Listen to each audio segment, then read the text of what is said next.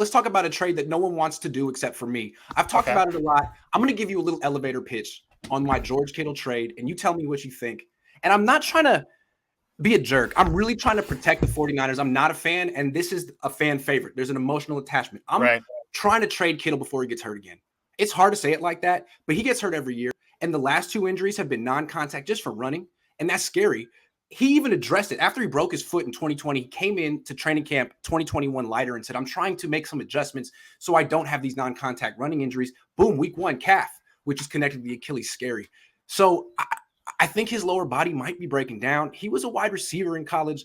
He's bulked up, but he still has the lower body of a wide receiver to me. So I'm afraid that he's going to get hurt, like tear an Achilles, and then he's going to lose his speed and he won't be worth the $16 million that you're paying for him. And I don't think he's worth $16 million anyway. He was 2 years ago, but now, I mean, the whole offense goes through Debo. He's still a good blocker, but Ayuk had more receiving yards than Kittle after week 9 last year. So I'm just curious how they use him. They've never used him in the red zone. And then there's his undying loyalty to Jimmy Garoppolo, which is the little X factor. Like, are you on board with Trey Lance? And even if you are, how many more years do you have on this team? If you could trade him for a guy like Christian Watson, who's a big Trey Lance guy and will be here for the next X amount of years, would you do it? That's my 90-second Kittle pitch. Okay, first of all, every player has a football value, and then they also sometimes have a locker room value, and then they also sometimes have a business value. And I agree with your assessment, by the way, that he's a pumped up player who's carrying too much weight for his frame, and that puts him in harm's way. I agree. Okay.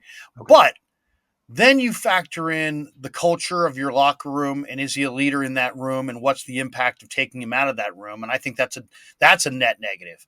Then you look at even though there's 53 guys on the team, Grant, and I know that in reality, when they market this team, they're really only marketing about 4 or 5 guys. Nobody's marketing Jason Verrett. Nobody's marketing Jimmy Ward. Jimmy Ward's a favorite of the coaching staff. They don't market him. He's just a guy. Yep. George Kittle is one of the faces of the franchise and one of the guys that the Niners use to sell tickets and to sell merchandise and to attract attention. And more than Jimmy. So more so than maybe anybody, really. Yeah. I mean, who's got a higher profile and is more considered the face of the maybe Debo. Maybe Debo. That's the only one. Maybe Bosa. I would say Kittle is even more than Bosa because Bosa's when he starts talking, there's not a lot there as far as like energy. He's very low key. But I agree with the assessment that he potentially could be fragile, and that it's not a great long-term risk health-wise.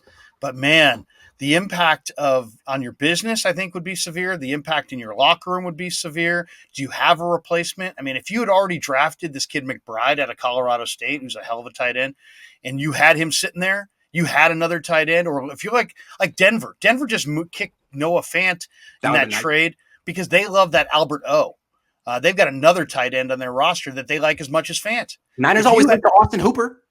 Yeah, well, that's interesting too. Now, if you're gonna get Hooper to come home, the De La Salle kid, that makes a little bit more sense. But without that piece, Dwelly's a free agent. Yep.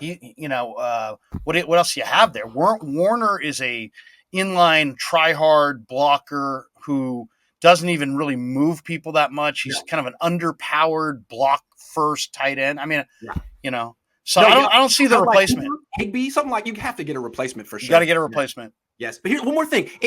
Let's go back 10 years. If the Niners could have traded Vernon Davis at 28, would they? Should they have? I mean, that's another guy whose game was based on power and speed. Once the speed left, he was washed. And Kittle, I mean, he's not going to give you that mid-30s run because he's not a red zone threat like Gronkowski. Once the speed goes, where is his value really? It's blocking. I'm just saying. What are you expecting to get back in return? What could you get in return for George? I think you get a late first for him now. If he has another season where he misses 4 or 5 games, has 900 yards, I don't know what you get for him next year. So yeah, I mean, if somebody was willing to give me a day 1 pick and a day 2 pick, and maybe even I like numbers because I mean, if I'm going to replace the thing about draft picks. You hit one, you miss one. You hit one, you miss one. So if you get 2 draft picks and you miss one, you've traded 1 for 1. If you get multiple picks, Now you could potentially, jump ahead. Smart. He wouldn't be the first guy I'd want to trade, but I'll say this: if the phone rang and somebody was absolutely titillated with adding George Kittle to their mix, and they wanted to offer a first and a third and a player, I'm listening. I'm Miami, listening. Call him. Miami, make the call. Didn't they just franchise Gesicki? Oh, good point. Yeah, Trade Jimmy for some hot Cheetos, says Jacob Mayhew. I don't know. I'm not a huge fan of hot Cheetos. Yeah, they had him at Montera. They would pour nacho cheese in him at my middle school. That was, you had to be real. Oof.